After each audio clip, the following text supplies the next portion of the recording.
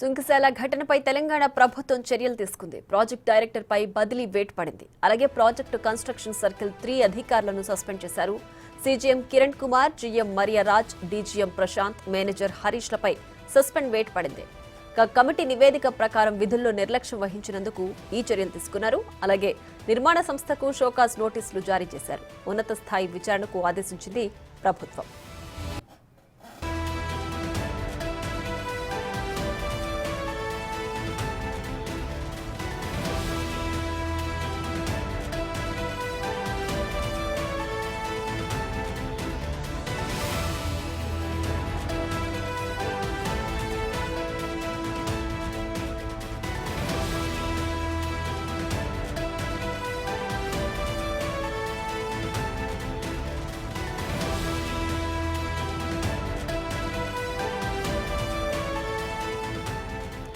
సుంకశాల ఘటనపై తెలంగాణ ప్రభుత్వం చర్యలు తీసుకుంది. ప్రాజెక్ట్ డైరెక్టర్ పై బదిలీ వేటు పడింది. అలాగే ప్రాజెక్టు కన్స్ట్రక్షన్ సర్కిల్ 3 అధికారులను సస్పెండ్ చేశారు. CGM Kiran Kumar, GM Mariaraj, DGM Prashant, manager హరీష్లపై సస్పెన్షన్ వేటు పడింది. కమిటీ నివేదిక ప్రకారం విధుల్లో నిర్లక్ష్యం వహించినందుకు ఈ చర్యలు తీసుకున్నారు. అలాగే నిర్మాణ సంస్థకు షోకాజ్ నోటీసులు జారీ చేశారు.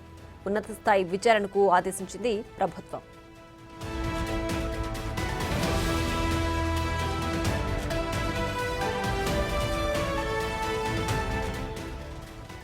మరింత సమాచారం మా డిప్యూటీ బ్యూరో చీఫ్ సాదిక్ మరింత సమాచారం అందిస్తారు. సాదిక్, చెప్పండి, సుంకశాల ఘటనకు సంబంధించి సంబంధిత అధికారులపై ప్రభుత్వం సస్పెన్షన్ వేటు వేసింది కదా, పూర్తి వివరాలేంటి? ప్రియ, సుంకశాల ఘటనపై ముఖ్యమంత్రి రేవంత్ రెడ్డి ప్రభుత్వం చాలా సీరియస్ గా రియాక్ట్ అయింది. దీనిపైన ఉన్నత స్థాయి విచారణ జరిపించాలని కూడా ఆదేశాలు జారీ చేశారు. ప్రాజెక్ట్ డైరెక్టర్ గా ఉన్నటువంటి సుదర్శన్ పై బదిలీ వేటు వేసింది. అంతేకాకుండా నాన్ ఫోకల్ పోస్ట్ కు బదిలీ చేయాలి, అంటే ఎటువంటి ప్రియారిటీ లేనటువంటి దాన్ని చేయాలని కూడా పనిష్మెంట్ లో భాగంగా ప్రాజెక్ట్ డైరెక్టర్ సుదర్శన్ అయితే బదిలీ వేటు వేసింది. ప్రాజెక్టు ఇన్ఫ్రాస్ట్రక్చర్ సర్కిల్ 3లో ఉన్నటువంటి సుంకశాల అధికారులు అంటే ఎవరైతే ఉన్నారో ఆ టీం సంబంధించిన అధికారులందరినీ కూడా సస్పెండ్ చేయాలని కూడా ప్రభుత్వం నిర్ణయించింది. అందులో CGM Kiran Kumar, AG Maria Raj, DCM Prashant, manager హరీష్లను సస్పెండ్ చేస్తూ కూడా ఉత్తర్వులు జారీ చేసింది.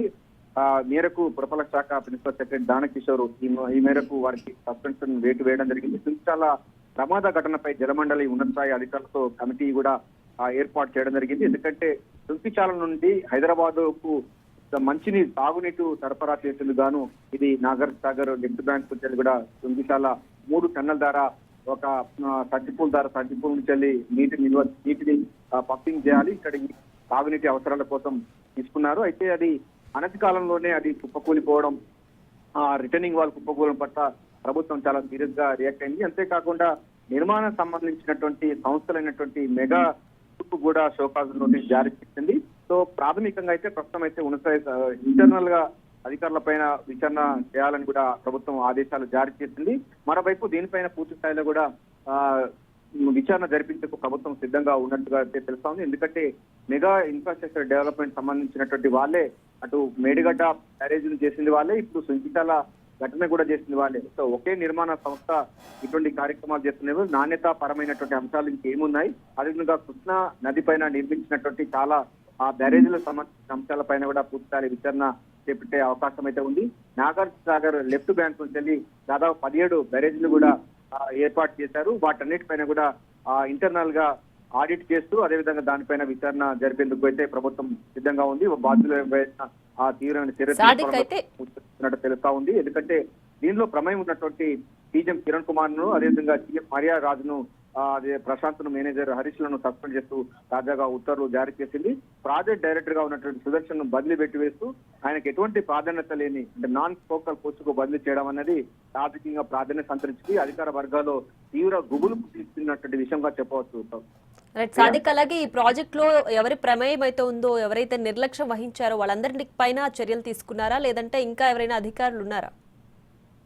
ప్రియా, దీంట్లో సుంకశాల ఘటనపై ప్రభుత్వం చాలా ఫేజ్ మేనర్ గా మొత్తం ఇన్వెస్టిగేషన్ చేస్తున్నట్టుగా అర్థమవుతుంది. ఎందుకంటే ప్రాథమికంగా ఉన్నటువంటి ప్రాజెక్ట్ డైరెక్టర్ సుదర్శన్ బదిలీ నాన్ పోస్టులకు బదిలీ భర్తీ చేయడం, అదే ప్రాజెక్ట్ ఇన్ఫ్రాస్ట్రక్చర్ సర్కిల్ 3లో ఉన్నటువంటి అధికారులందరినీ సస్పెండ్ చేసింది తొలి దశ.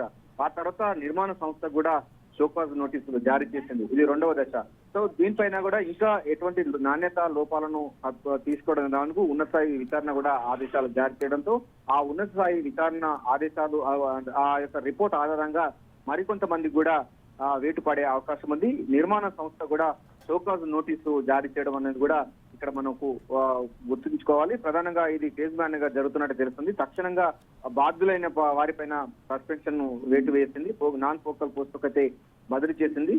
పూర్తి విచారణ జరిగిన తర్వాత మరికొంతమంది అధికారులకు అదేవిధంగా నిర్మాణ సంస్థలకు కూడా షోకాజ్ నోటీసులతో పాటుగా ఇతర అంశాలపైన కూడా వారిపైన విచారణ జరిపించేందుకు గాను అదేవిధంగా మెగా ఇంజనీరింగ్ సంబంధించినటువంటి గ్రూపు సంబంధించిన ఎంఓఏలో కుదుర్చుకున్న ఒప్పందాల పైన కూడా పూర్తి స్థాయిలో అయితే విచారణ జరిపించేట్లయితే ప్రభుత్వం అయితే ఫోకస్ పెట్టినట్టు కనబడుతుంది. ముఖ్యమంత్రి రేవంత్ రెడ్డి హైదరాబాద్ విదేశీ పర్యటన తీసుకుని తెలంగాణకు వచ్చిన నేపథ్యంలో వెంటనే గత ప్రభుత్వాలు చేసినటువంటి అంశాలన్నిటిపై వెలికి తీసుకున్న నేపథ్యంలో సుంకిశాల ఘటన పైన చాలా సీరియస్ గా రియాక్ట్ అవడం జరిగింది. వెంటనే జలమండలి అధికారులతో సమీక్ష సమావేశంలో ఇది వెంటనే చర్య తీసుకోవాలని కూడా ఆదేశాలు జారీ చేయడంతో జలమండలి సంబంధించినటువంటి అధికారులు వెంటనే ప్రిన్సిపల్ సెక్రటరీగా ఉన్నటువంటి దానం చేశారు. ఈ యొక్క మేరకు ఉత్తర్వులు జారీ చేయడం జరిగింది. సో ప్రస్తుతం అయితే సుంకిశాల ఘటనపై ప్రభుత్వం చాలా సీరియస్ గా ఉంది. దాని బాధ్యుల పైన అయితే చర్యలు తీసుకోవడం, బదిలీ పెట్టి వేయడం, మరోవైపు నాన్ ఫోకల్ పోస్టుకు బదిలీ చేయడం అన్నది రాజకీయ వర్గం చర్చనీయాంశంగా మారింది. ఉన్నతాయి విచారణ తర్వాత రిపోర్ట్ ఆధారంగా మరికొంతమందికి అదేవిధంగా నిర్మాణ సంస్థకు కూడా వేటు పడే అవకాశం అయితే కనబడుతుంది. Priya. Right Sadiq, thanks for the updates.